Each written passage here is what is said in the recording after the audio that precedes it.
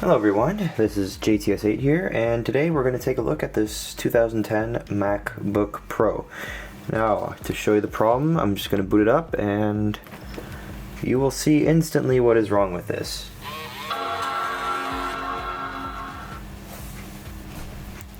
Now, most of this video is going to be done voice over. Now, that means I will not be talking as I'm working on this. I realize that you cannot see the screen, so I'm just going to have to adjust this. So as it's starting up, this will take a while, so I'll speed this up for you.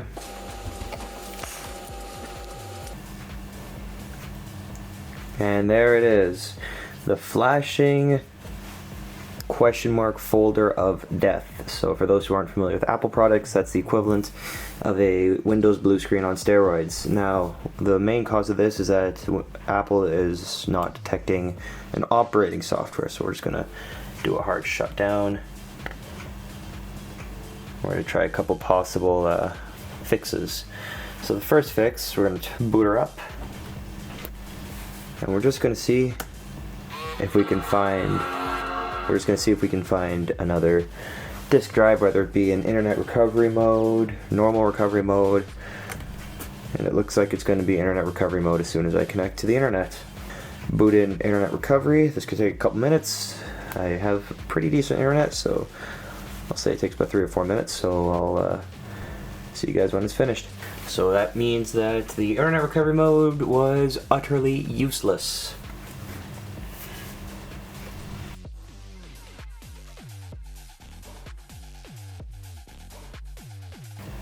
Okay. Maybe this wasn't useless. I did see this before. We'll give it a try. We'll see if this works. If this works, this saves me a lot of headache. If not, I guess we're gonna have to start. Yep, there we go. So, looks like we're gonna have to reinstall a new copy of Mac OS. Now, there is a way you can do this from the terminal. However, you need a USB key for that, and it's just a giant pain in the arse. So, we're going to continue, and what's probably going to happen is that it's going to say cannot connect to the Apple server or something like that. So my theory is with obsolete products like this, obsolete from Apple is from my knowledge 5 to 7 years, it won't be a priority to connect to the server. And that looks about right with the message. The recovery server cannot be contacted. So what we're going to do, we're just going to press OK. And now comes the fun part. We're going to open her up and see what we can do. So there were actually multiple screws that were supposed to be taken off, but I already looked in this just to make sure I had all the correct parts, just so I knew what numbers I needed to get for the RAM sticks. I then opened it up with a flathead screwdriver, which probably wasn't the smartest idea. I should have used like maybe a guitar pick. As you can see, it's very, very dirty inside, but don't worry, we will be taking care of that later. This is the Samsung 870 EVO that we are going to be using to replace the hard drive, and that is our 16 gigabytes of RAM of DDR3 memory that we're going to be using to replace our 4 gigabytes of DDR3 memory. Now 4 gigabytes a stick, 4 gigabytes in total. So now I'm just unscrewing all the screws to replace the memory within the computer.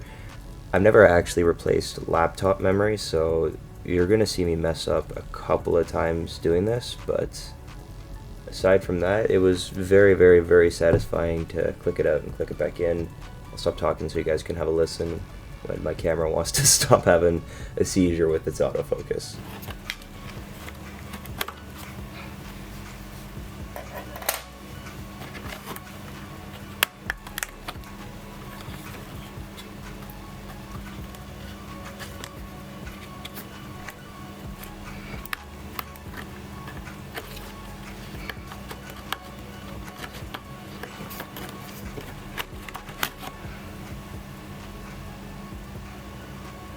So here's our 4 gigabytes in total of DDR3 memory. The 8 gigs per stick, so 16 gigabytes of DDR3 memory. Not only DDR3 because that's the limitation of the time. Remember, this is 2010. DDR3 is still kind of a luxury. It's like the equivalent of DDR4 now. The reason why I'm only limiting it to 16 gigabytes is because there's an Intel dual core inside. The MacBook Pro 2010 came with an i5 and i7 and a dual core. The dual core admittedly is the least powerful, however, it is the only chip that can go up to 16 gigabytes of RAM. Any more in the system will probably just shut down or just not function.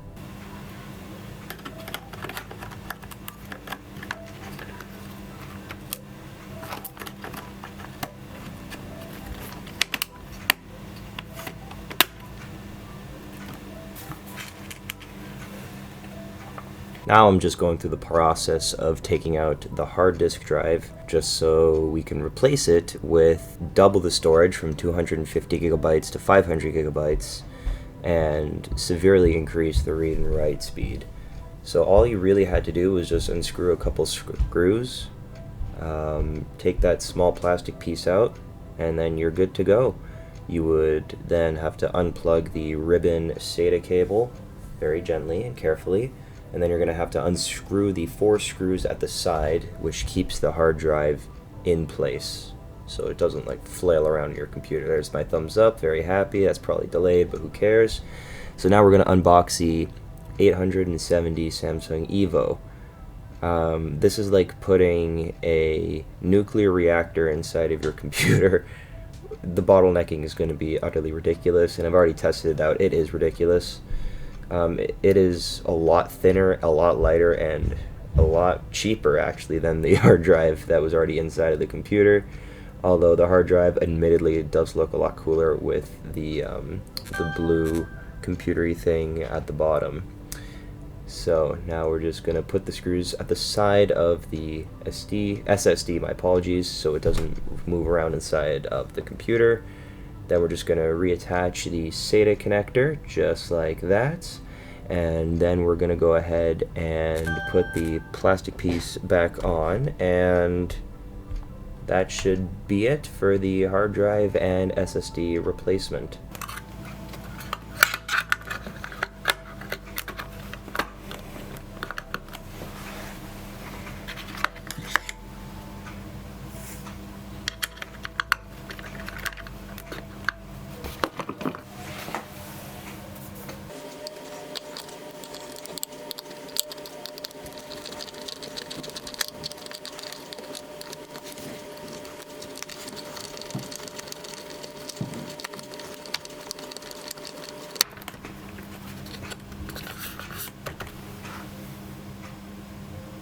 As you guys have probably noticed, the computer is very filthy. It's full of dust that's been building up for almost 14 years. So the only thing we're actually going to do is take out the fan, and then we're going to also partially take out the bottom speaker just so we can have an easier access to the grill.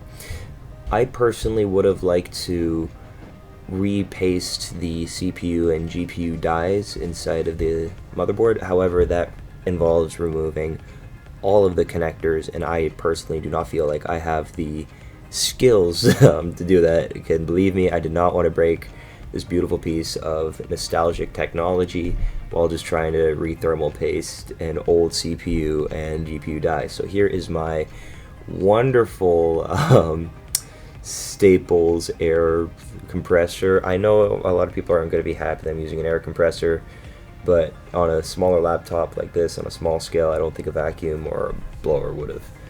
I think it would have done more harm than good. So I'm just very gently making sure I get all the dust out of there, through the grills, underneath the speaker, where the fan was, on the actual motherboard itself, or I believe on laptops they're referred to as daughter boards, not motherboards. Someone correct me in the comments please if I'm wrong. I'm just picking up some excess dust bunnies that built up. I gotta say, for 13-14 years this computer is in relatively clean condition, and then since the fan is not connected to the computer, I'm able to basically not worry about the fins producing static electricity, and if they do, I'll just use I used a screwdriver off camera to potentially discharge any potential static electricity buildup. So some of you guys might be wondering, what the hell did I just pour into that bowl? isopropyl alcohol inside of that bowl. I probably utterly butchered that, but I'm just going off memory on that point. And I just basically took a Q-tip and just wiped around the fan. I didn't want to use this on any electronic parts, although it probably would have been a bit safer. And this is the before on the left, and the after was on the right, so that is the difference. So now we're just going to put the case back on, and in case some of you guys are wondering why I wrote the letter L on a couple of these holes, is because some of these screws are about 4 times the size or 4 times the length as the other screws, so I just wanted to make sure I knew where the long screws were getting put in. And that is it. We replaced our memory, put a brand new SSD in, we cleaned the computer, and now it's time to power on and pray. So we're probably going to get our flashing folder again, because it's a brand, yep, there it is. Because it's a brand spanking new SSD. So we replaced our hard drive with a solid state drive. So the hard drive does have its limitations. I believe it's thinking only, where does it say? It's a 5400 RPM, which is quite slow. And it's only 250 gigabytes. The SSD we put in is twice as much, it's 500 gigabytes, and it doesn't need an RPM because everything is digital, and it is so much better than an unreliable hard drive, although Hitachi has made good hard drives in the past. So now we just press the power button, hold down Command and R, so it goes into recovery mode. And we'll see you guys in a little bit, because this does take some time.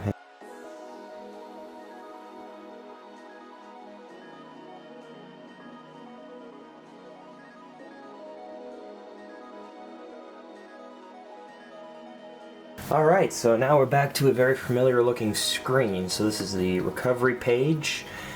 And now we're going to try and see if hopefully it's going to download. So we're going to try a reinstall. And if this don't work, I don't know what will. Oh, I probably should have partitioned the disk for, I'm sure it'll be fine. Well, spoiler alert, the recovery didn't work. However, I just wanted to reformat the drive just to make sure it was formatted to a Mac OS X journaled format, which Mac OS X systems are based on. And now that I'm saying that out loud, I think I'm understanding why the reinstall Mac OS is not working. It's because we were reinstalling Mac OS High Sierra, which is the latest operating system that is confirmed to be fully functional on 2010 MacBook Pros.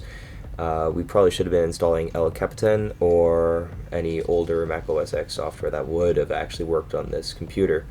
After that, I did a quick first aid check, and when we got the green check mark, I think you know where this is going. Alright, so same error message. So what I'm going to try and do, I'm going to try and back up a computer that has, so I'm going to try and do a Time Machine Backup Restore. If that don't work, I don't know what will. So I guess I'll see you guys when I finish this backup. Recovery mode, I'm making the Time Machine backup as we speak right now. And I'm just going to press the Option or Alt key as this thing's booting up. Until we go to choose a network. Now here is my USB stick, which should have a copy of Mac OS High Sierra, yes. So, if I did this correctly, because last time it said a certificate expired, it should work just fine.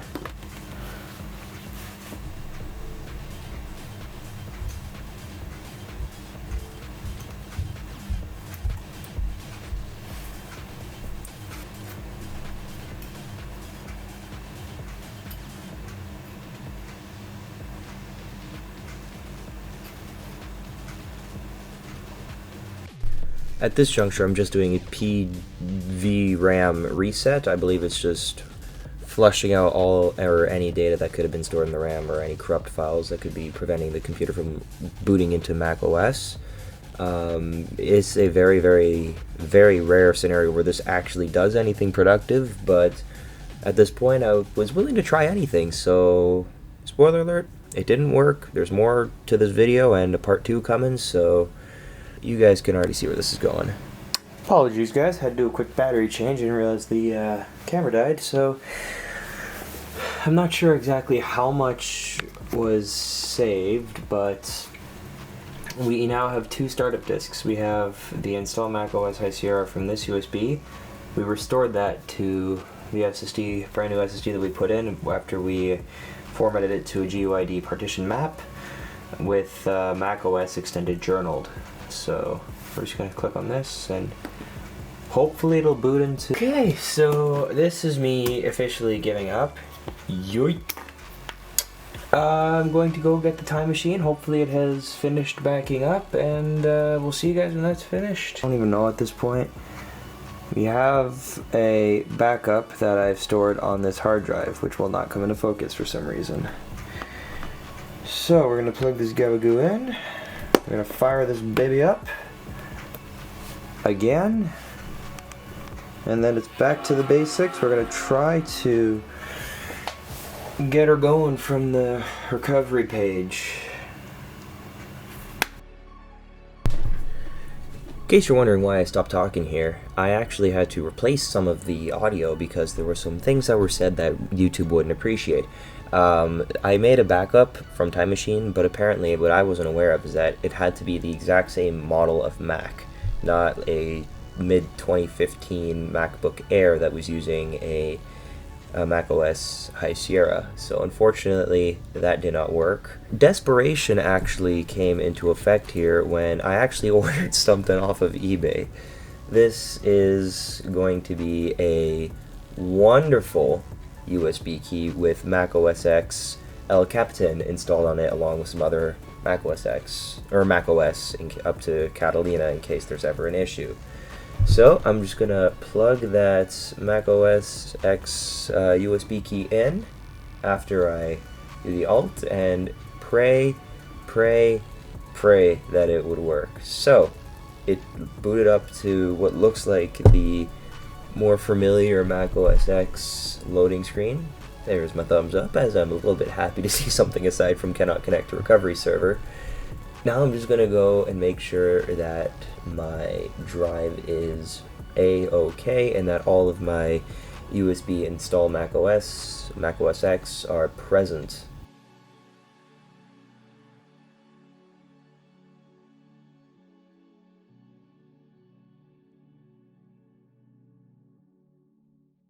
Now I'm going to erase my SSD just to get that silly boot into macOS X High Sierra, or macOS High Sierra, my apologies.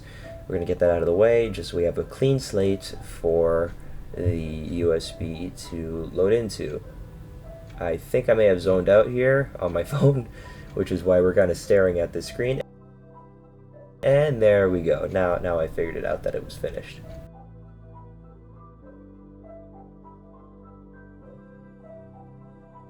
Now I go to install OS X, and thankfully it booted into OS X El Capitan's installation screen. So I chose my SSD, which was Macintosh HD, evidently, and then I played the waiting game.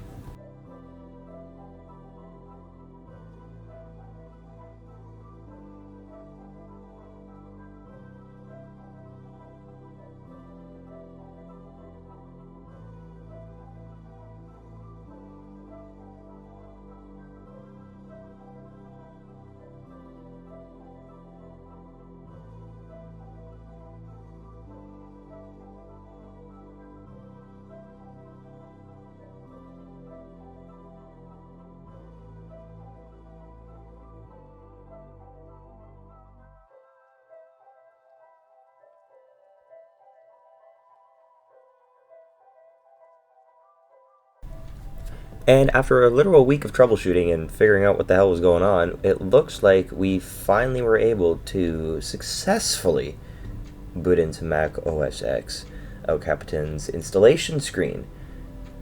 I select my country, my language, don't transfer any information, we don't need location services because we're actually going to be replacing Mac OS X El Capitan a little bit later in part 2 with Mac OS X Snow Leopard.